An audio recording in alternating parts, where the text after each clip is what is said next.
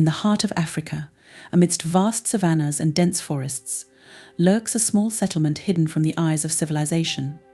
This place, where every day begins with the first rays of the sun and the nights are filled with the sounds of wildlife, has been home to hundreds of generations. Here, far from the bustling cities, life flows in a measured and harmonious way.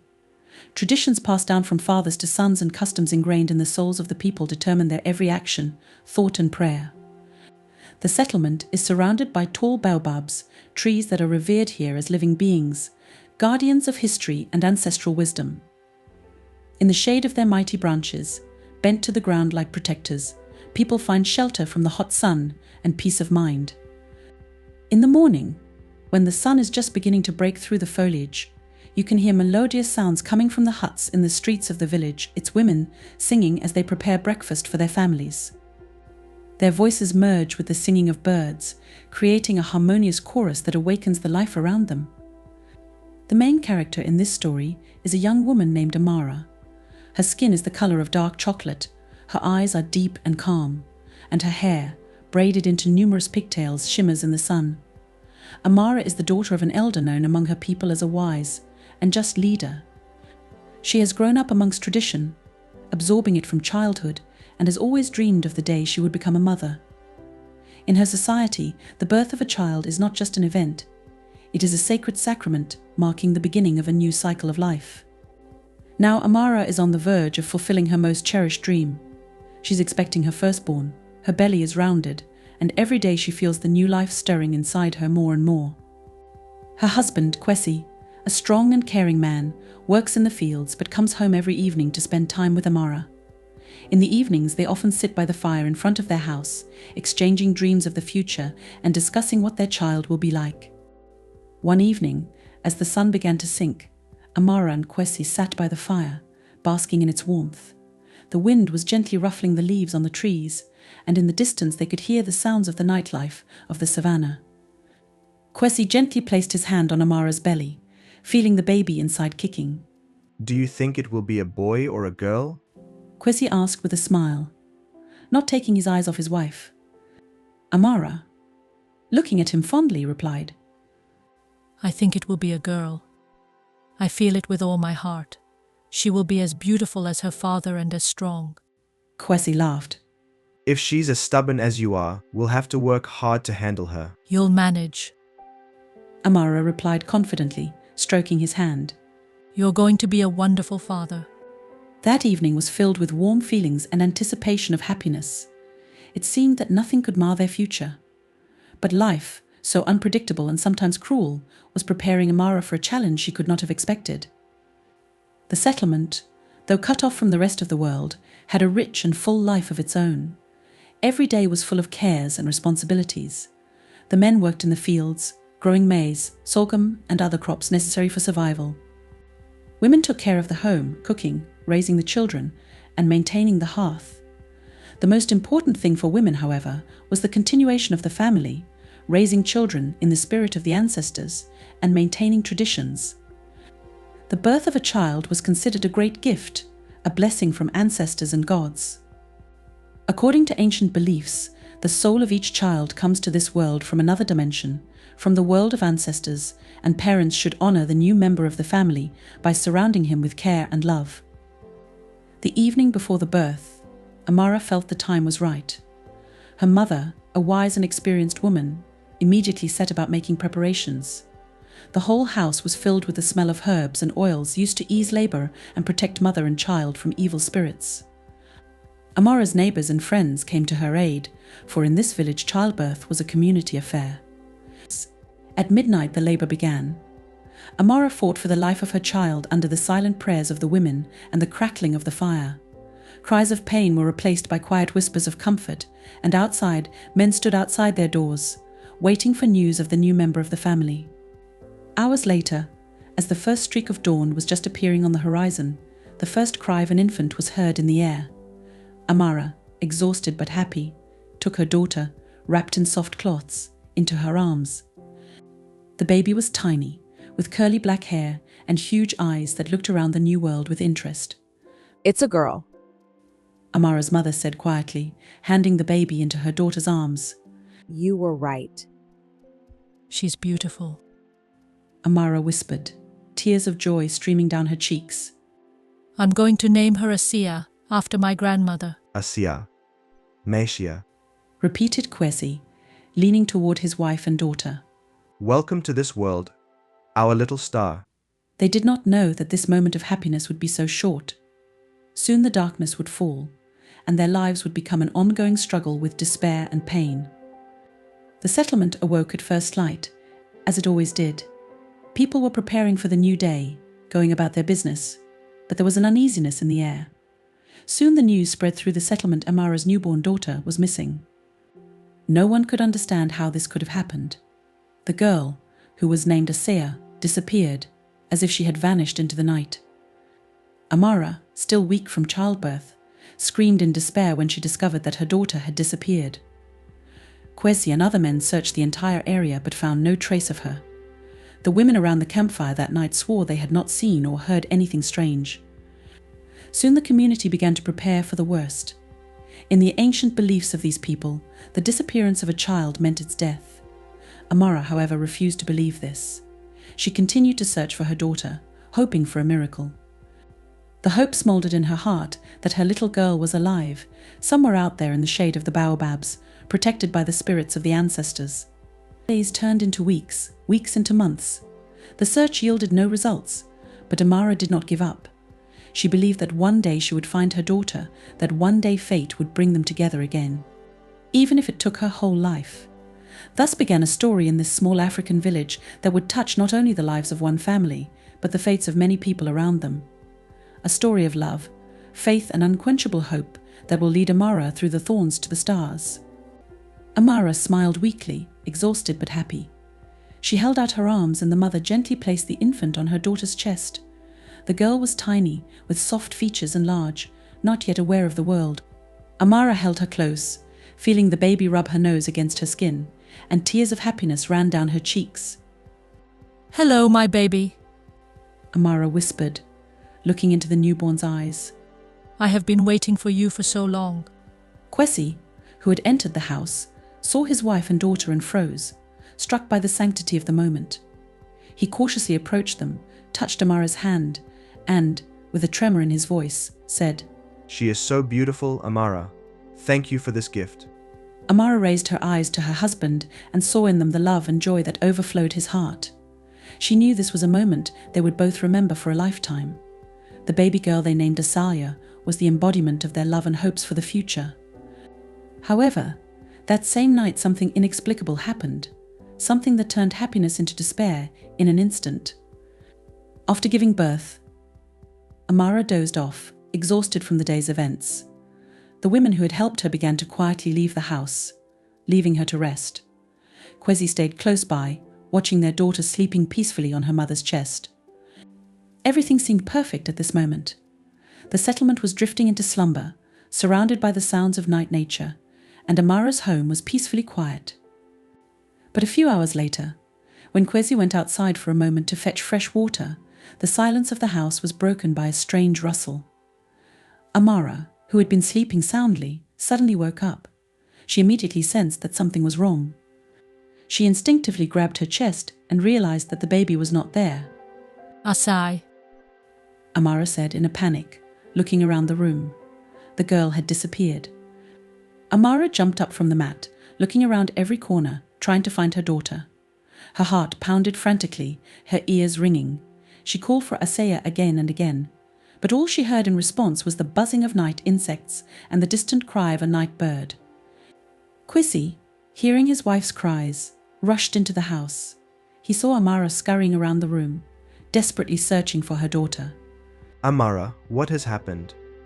Where is Asiya? He asked, trying to hold her by the shoulders. She's gone. Amara screamed, her eyes full of terror.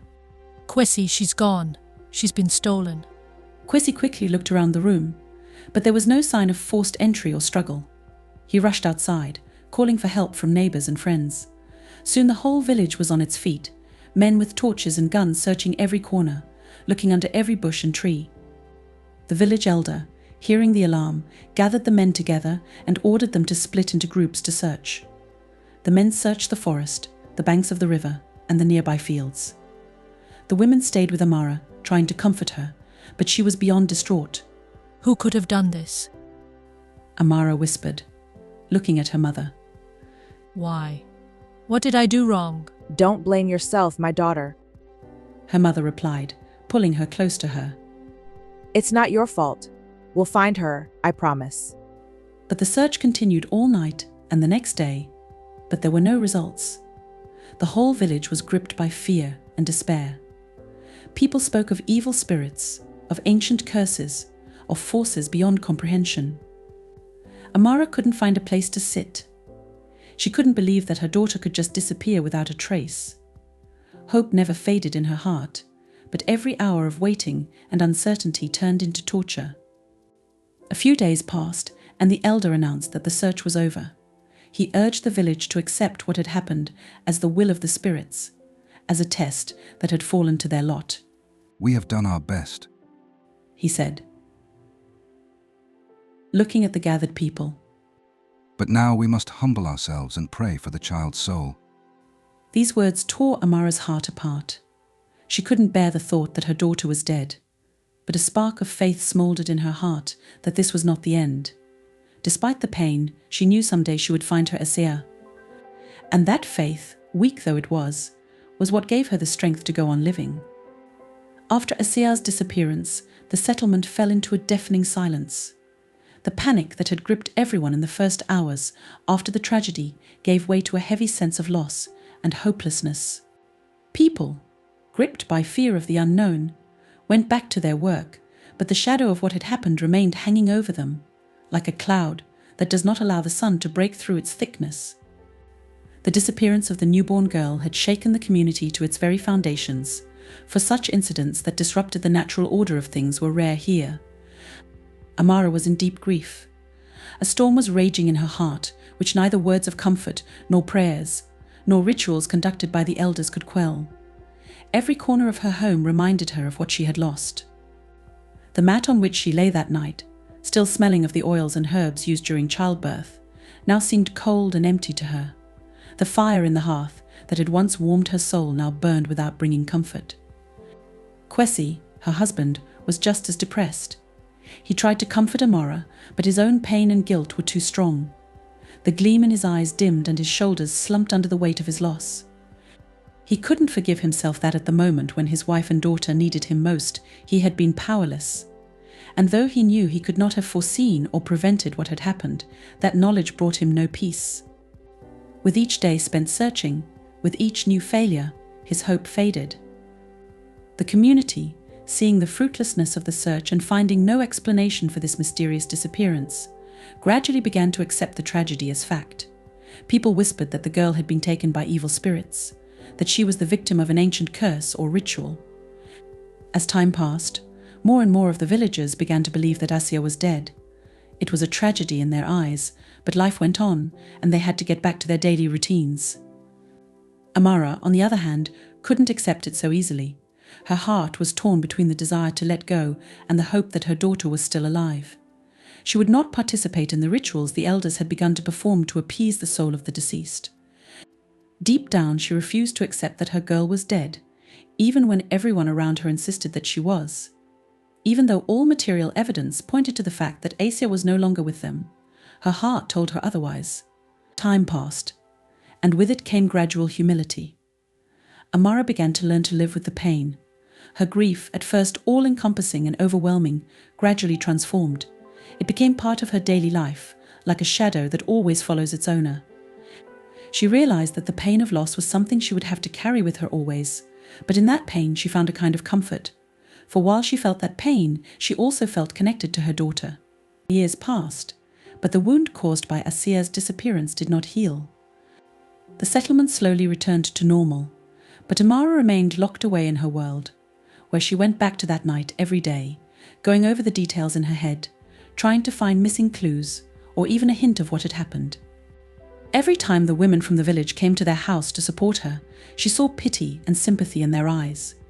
But over time, these visits became less and less frequent as the community began to forget about the tragedy, shifting to their own concerns and difficulties. Amara did not forget. She learned to hide her pain so as not to draw unnecessary attention.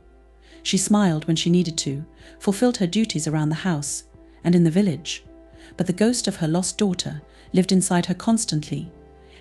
Every morning when she woke up, she instinctively reached out to hug the child, but instantly remembered that he was gone. Every night, before she went to sleep, she made the same request to the ancestral spirits to bring back her daughter. Kwesi, seeing how Amara was suffering, tried to support her as best he could. He too could not forget what had happened, but unlike his wife, he found solace in his work. He immersed himself in the care of the field, in working for the community. But even in this, he saw a reminder of his loss. Each new planting, each harvest, reminded him of how their daughter could have grown with the fruit he nurtured. Sometimes, while working in the fields, he would freeze for a moment when he saw a shadow pass in the distance or heard a voice like a child's laughter. But these were only deceptive hopes, the play of his tormented mind. Years passed, and the settlement gradually began to forget about the tragedy. Life continued to go on as usual. New children were born, the rains came, the crops ripened. But for Amara, time stood still. She learned to live with loss, but never accepted it. She continued to believe that one day her daughter would return, even if it was a miracle. That faith, faint and barely perceptible, still smoldered in her heart, giving her the strength to move forward. She couldn't explain it rationally, but she knew that her mother had felt the same way when she herself was a child, and that this bond couldn't just disappear. With each passing year, Amara became more withdrawn and focused on her inner feelings. She avoided talking about her daughter, knowing that in response she would only hear comforting words that she could no longer bear to hear. It was as if her heart had shut down, protecting herself from further pain. She kept all her feelings inside, not allowing them to come out. But in the silence of the night, when the whole world was asleep, she would let her tears flow freely. And so the years passed. Life in the settlement went on, the seasons changed, people were born and died. But for Amara, time stopped the moment she discovered her daughter had disappeared. She lived in that moment, day after day, year after year, hoping for a miracle and gradually learning to live with the pain of loss. Hope, though faint, was her only compass in this vast ocean of grief and uncertainty. Amara and Kwesi's tragedy had left an indelible mark on their lives. Their love had grown stronger, but now it was coloured by the bitterness of loss and an unquenchable thirst for answers. Amara no longer spoke of her hope aloud, but continued to live with it as a part of herself. Even when everyone around her had accepted and forgotten, she remained true to her belief that her daughter was still alive somewhere, and that one day they would meet again. Time passed. Years had passed since Asiya had disappeared, and life in the settlement had gradually returned to normal. People lived their daily lives, tending to their fields, caring for their animals, raising their children. From time to time, however, there were conversations in the community that seemed to stir the long-quieted water. They were rumours, secretly passed from one person to another, becoming more and more strange and frightening. It began with a lone hunter who one day returned from the forest pale and anxious. The man, by nature calm and taciturn, told with a tremor in his voice that he had seen a little girl in a remote corner of the forest. She was standing among the trees, barefoot and dressed in a simple white dress, her long hair waving in the wind. The hunter assured him that the girl was real, though she was only visible for a moment before disappearing among the foliage, as if vanishing into thin air. At first his story was met with disbelief, for no one had lived in the forest for a long time, and the idea that a child could have been there alone seemed impossible. Soon, however, other testimonies appeared. First, shepherds who led their flocks to pastures on the outskirts of the forest began to tell of a strange figure glimpsed among the trees. They saw the girl only out of the corner of their eyes, but always when they tried to get closer, she disappeared. Some said they felt her presence, even when they could not see her, in the slight rustle of leaves, in the sudden movement of shadows, in a sudden cold gust of wind. The shepherds, superstitious people, believed that it could be a spirit of the forest and tried to avoid places where they saw her. Rumours gradually spread throughout the settlement. People began to speak of the girl as a mystical apparition, comparing her to the spirits of ancestors, who, according to legend, sometimes appear to the living to convey an important message or to warn against trouble. This talk alarmed many, and some began to link her appearance to ancient legends of cursed places and forgotten spirits. as adults met children fleeing into the forests, they began to warn them not to go too far, fearing they might meet this mysterious girl. As time went on, the rumors gained strength and more people claimed to have seen the girl. Hunters going out to hunt game told how they had occasionally spotted her between the trees. Workers picking fruits and herbs in the forest claimed to have felt her gaze on them. Some even swore they heard her quiet laughter, like a tinkling bell, somewhere deep in the forest. But as soon as they looked for her, she disappeared, leaving behind only a slight breeze and the feeling that someone was watching her closely. At first, the people of the settlement treated these stories with distrust and fear. Many believed that it was just a figment of imagination caused by superstition and fear of the unknown. However, as the stories about the girl began to be repeated with increasing frequency, people began to wonder if there was more to it than just a legend. They began to link the phenomenon to Asia's disappearance, though no one dared to speak of it out loud. Some of the elders of the settlement, knowing the ancient customs and traditions, began to cautiously hint that the girl's appearance might be a sign or portent of something important. They recalled ancient stories of children who had gone missing and returned in the form of spirits to fulfill some purpose. These stories, full of mysticism and the unknown, began to instill fear in the hearts of people who had not previously attached importance to such things. Over time, despite the fact that no one had ever seen the girl close enough to recognize her, many people began to believe that she was the spirit of a sire who had returned to deliver some important message or to complete something left unfinished. This spirit was a mystery that no one could solve, but its presence was felt more and more clearly. People tended to avoid the forest, especially at dusk, when the shadows grew longer and the forest seemed even more mysterious. For Amara, these rumors were a painful reminder of what she had lost. Though her heart could not believe that her daughter was dead, each new story about the girl from the forest made her return to the thought that perhaps her Asea was indeed dead, and was now a spirit.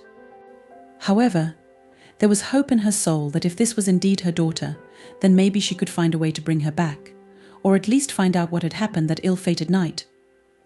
Soon the rumors began to disturb all the inhabitants of the settlement. Some of them began to perform rites and rituals to propitiate the spirits and ask them to leave them alone. People made sacrifices at the edge of the forest, hoping that this would appease the mysterious girl. Meanwhile, those who were more rational began to look for explanations for what was happening, believing it could have been someone's prank or just children lost in the woods. But the more time passed, the more confusing things became. People who had not believed in mysticism before began to notice strange things, unnatural sounds in the forest, strange wind movements, odors that should not be there. All this only increased anxiety and bewilderment. The rumors continued to multiply, and they began to be taken seriously. The elders decided it was time to hold a special ritual to contact the spirits of the ancestors and find out what they had to say. They realized that it was no longer possible to ignore what was happening, as it could lead to more trouble for the whole settlement. And so the day came when the elders, having gathered the community, held a ritual of purification and propitiation of the spirits. They brought gifts and said prayers, hoping to receive a sign or an answer from the spirits of the ancestors. But there was no answer, and the girl continued to appear as before. This further strengthened the people's conviction that something unusual had happened to them, that it was not just an accident or a play of imagination. Amara, having heard about the ritual, did not participate, feeling that she needed to figure out for herself what was going on. She couldn't just stand by and wait for it to be over. There was a determination brewing in her heart to go into the forest and find answers. She believed that if this was truly her daughter, she needed to see her for herself, to find out why she was here and what she had to say. But her fear of the unknown and the possibility of losing something dear to her again was too great to decide to take this step immediately. More and more people were avoiding the forest, especially its most remote corners. The locals were afraid to go there even during the day, for fear of meeting the mysterious girl. Even hunters and shepherds began to change their usual routes to stay away from the places where she had been seen. Every now and then someone would try to talk about it out loud, but the conversations would quickly end when they realized that no one knew what to do or how to explain what was happening. These strange events disrupted the measured life of the settlement, and people began to suspect that something more than just a ghost appearing in the forest awaited them. But what it was, no one knew. They went on with their lives, hoping that the situation would somehow resolve itself, or that they could find an explanation for it all. Nevertheless, the rumors about the girl from the forest did not subside. They continued to stir people's minds and hearts, causing them to question their beliefs and look for answers where there were none. And while many feared that these events would lead to trouble, no one could tell exactly what to expect or how to prepare for it. The settlement seemed frozen in anticipation of something that could change their lives forever. After a hot day, Amara went to the river for water as usual. As with years before, she thought constantly, yet she never forgot her suffering. She took a narrow path through dense foliage under tree limbs. A little breeze rustled the leaves, and flowers were fragrant. Grass rustling ahead masked a quiet water splash. Amara temporarily forgot her pain by the river. She frequented this nature place daily, enjoying its calm and quiet. Tonight's silence was exceptionally deep, like nature had frozen in anticipation of something elusive. The insects and tree-chirping birds were calm. Knelt, Amara dipped the mug in the clear, pleasant water. Her actions were automatic. Amara grabbed the full jug and went home. Her eyes caught movement across the river. A brief ghostly appearance froze her. Her heart skipped a beat and accelerated. Before seeing a figure in the trees, she thought she saw something surreal. It was female, little with long, dark hair that loosely spilled about her shoulders. Her white clothes were soiled and tattered, like she had explored the jungle. Her familiar gaze chilled the girl as she stood still, watching Amara. She believed her thoughts and experiences created the light and shadow illusion. The girl stood steady, so Amara knew she wasn't a ghost. Amara froze solid. As she looked at the girl, she felt pain, hope, and despair.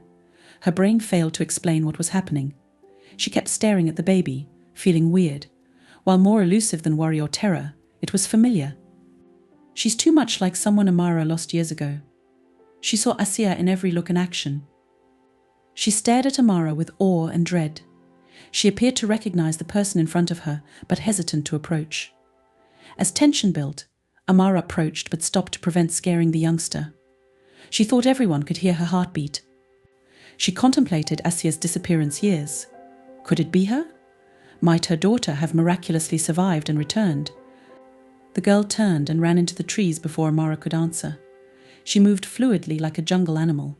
It shivered inside Amara. She choked on the words as she wanted to scream at the girl. All she could do was chase her to learn the truth. She sprinted over rough branches, rocks, and tree roots that hurt her bare feet. She kept going despite her gasping. A white figure raced across the woods. She was lightning fast and knew these locations best. Amara desperately pursued her to catch up before she left. The thick undergrowth and meandering trails of the woodland seemed to defy her. Amara weakened with each step but continued. The female was ahead, but they were growing apart. The woodland thickened as tree crown light diminished. Amara realized it would be dark soon, and she might lose the girl forever if she did not catch up. Tired, Amara rested in a clearing. Breathing heavily, her legs were quivering, and she was sweating. Leaves and footsteps remained after the girl disappeared. Amara awaited a sound to guide her through the silence. Like nothing had happened, the woods fell silent. She was devastated and lost. Her early hope faded. She relaxed her hands and slowly returned to the water. Every step seemed heavy, like an invisible force was forcing her back. She couldn't believe she'd lost her kid again after seeing a similar girl. Amara returned to the river as the sun set and shadows deepened. From the bank, she watched the tranquil water flow as usual. She was confused. She tried to understand, but her mind refused to believe. Did she see her daughter? Was her unquenched pain fueling her imagination? Amara felt restless at night. She imitated the riverbank girl in her hut. She was torn between hope and fear, conviction and uncertainty. She had to find this girl to discover her identity and why she resembled Asiya. She feared encountering something she didn't comprehend. Next morning, Amara returned to the river as the sun rose above the village. The girl vanished. She stood on the bank again, expecting a miracle, but it was peaceful.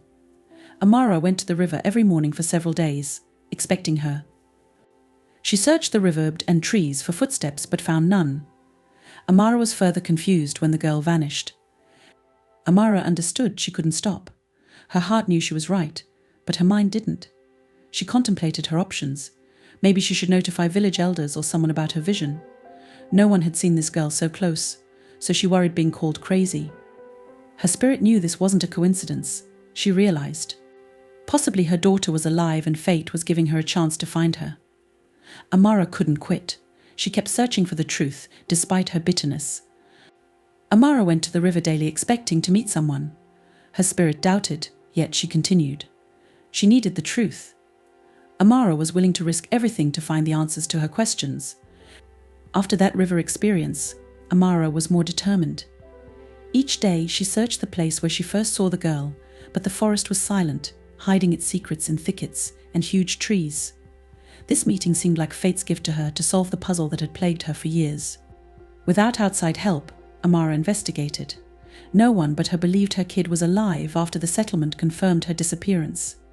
Her villager friends shunned old legends for fear of awakening them. But Amara couldn't relax. Who could solve it? She knew herself. Amara first contacted woodland dwellers who observed the girl. She knew Hamlet murmurs had spread, but no one knew the facts. She summoned her bravery and asked others who saw the youngster in the forest's farthest corners. Shepherds, hunters, and herb and berry gatherers stated the girl appeared and vanished immediately.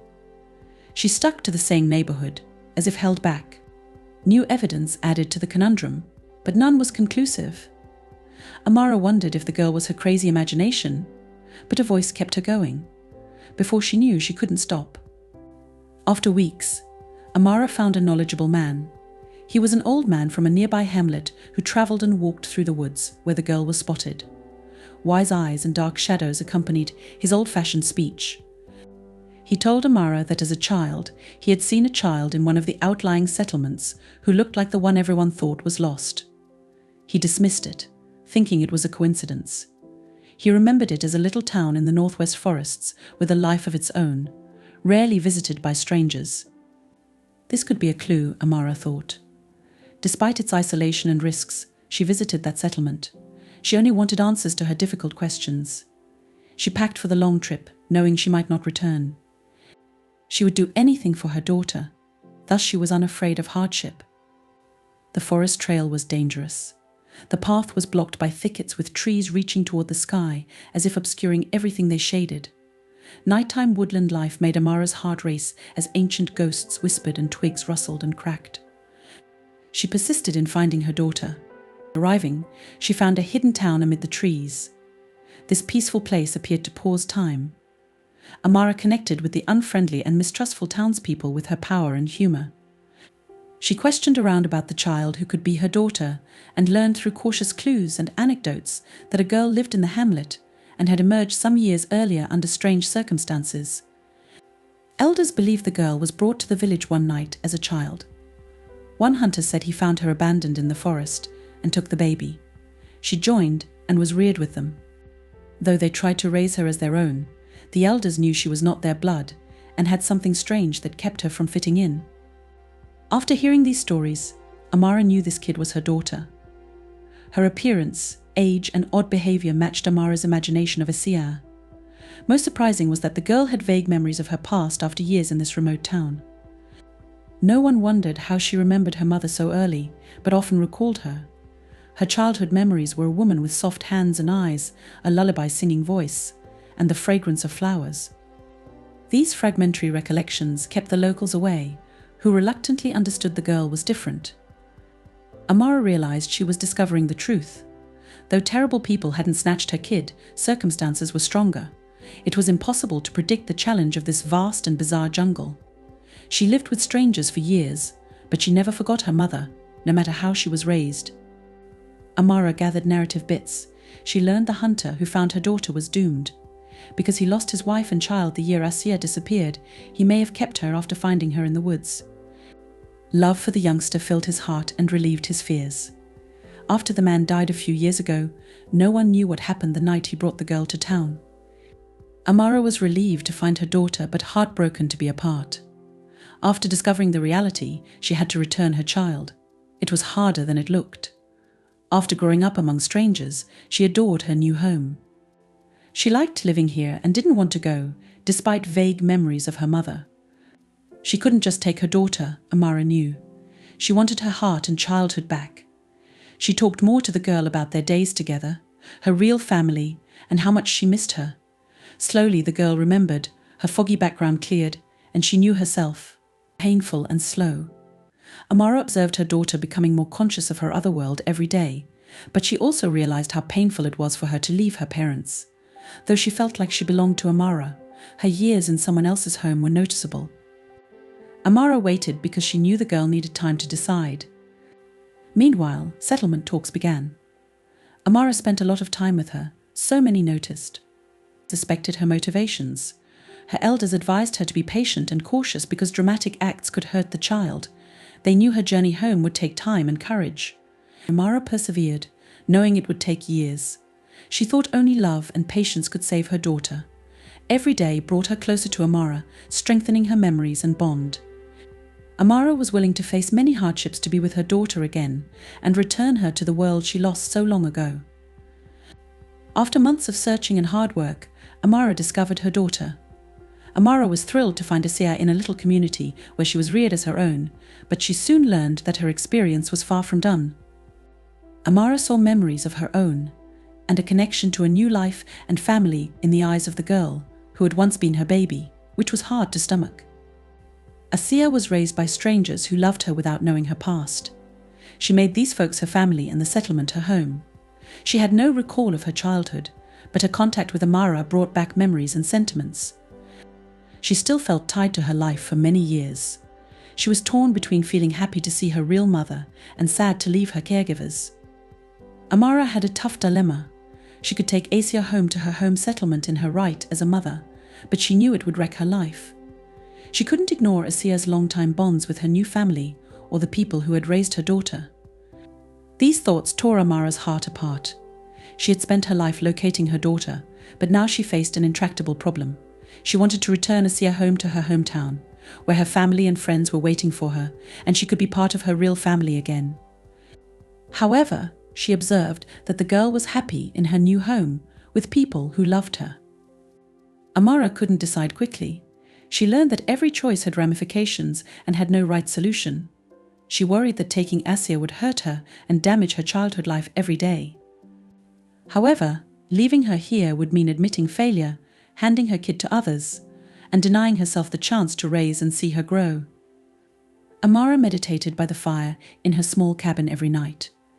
Her thoughts reverted to the little girl she lost years earlier and to her dreams for her daughter's future. She imagined their lives, joys, and tragedies together. But now she knew that was all an unachievable ideal, and her reality was far more complicated. Amara gradually realized that true love for her daughter included accepting her choices, feelings, and life as well as being there for her. She saw that Asiya's bond to her parents was not merely a product of time spent together, but a profound feeling of love and care. Amara watched the girl laughing, playing with other settlement kids, and thanking her foster parents. These instances demonstrated that Asiya had found her position and was pleased in the world.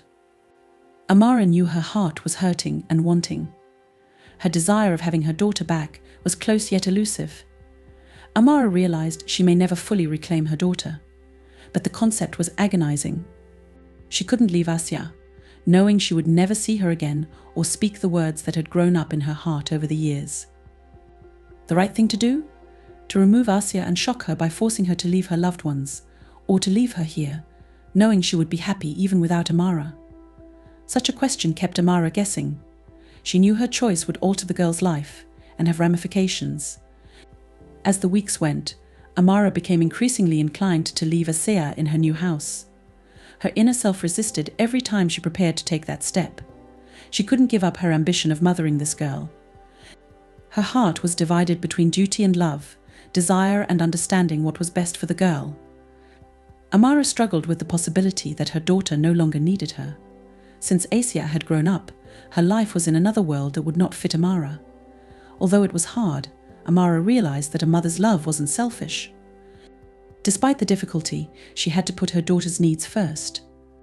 Amara realized she needed to talk to Asiya's parents. She knew they adored her daughter and would be sad to lose her.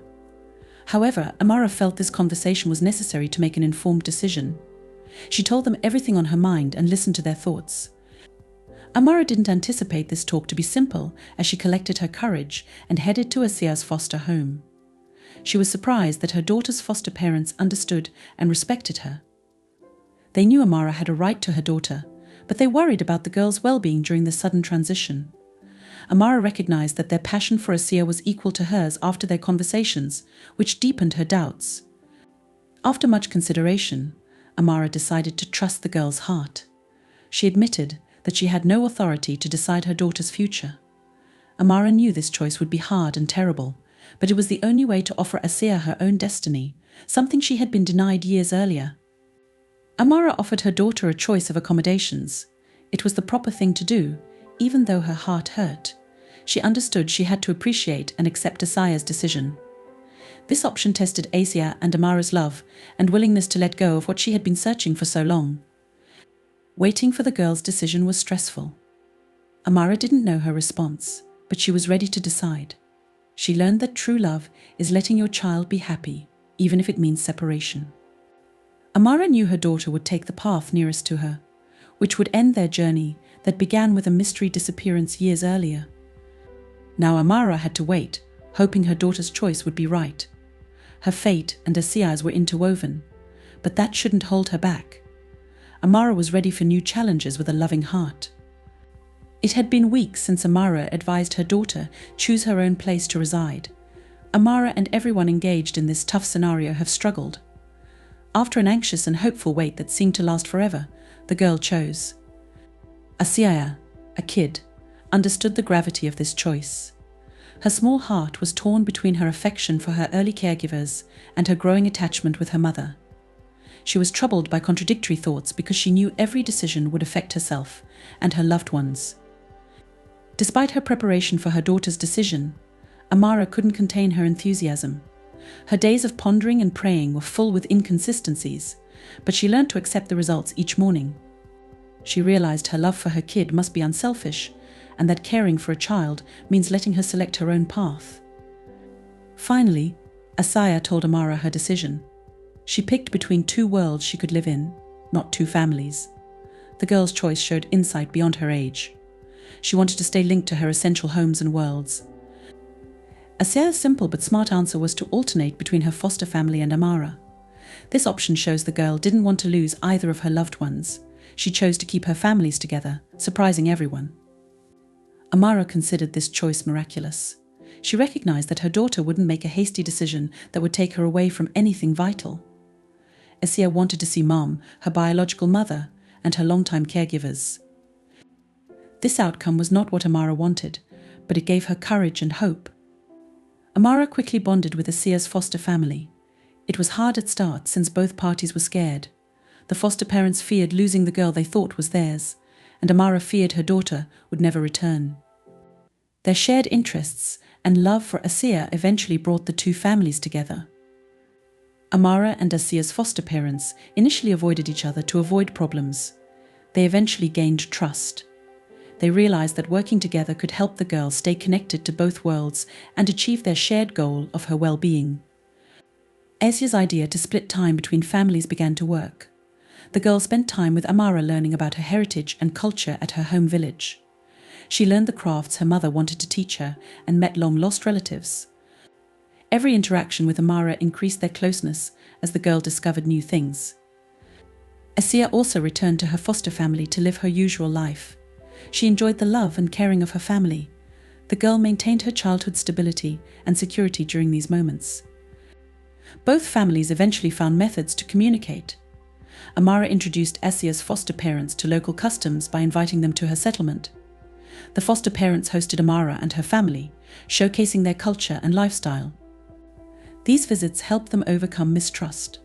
Communication grew into a partnership.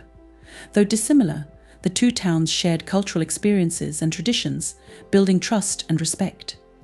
Amara came to accept that she could not be Asia's sole mother when she saw her daughter's foster parents as allies. Her foster family adored her, but they also saw the value of her link with Amara. Both families cared for Asia, making her life unique and full of experiences. She became strong and independent by understanding and appreciating both cultures. She became involved in both villages, linking them. Amara learned a harsh yet crucial lesson. She learned that a mother's love is about letting go when necessary for the child's good. She now appreciates her daughter's excitement in her new family and enjoys their time together. This long journey ended in peace and understanding. Amara and Asia's foster family agreed since they loved her. They survived and supported each other through their hardships. Other settlements learned from Amara and her daughter how to transcend differences and construct bridges between realms. The lost girl became a symbol of togetherness and power as the two towns cooperated and shared knowledge. After years, Amara understood that her long journey was worthwhile. She gained her daughter and a new perspective on motherhood. Her life had significance, and a story of suffering and loss concluded with reconciliation and a new beginning, where the two families became allies and the two worlds drew closer.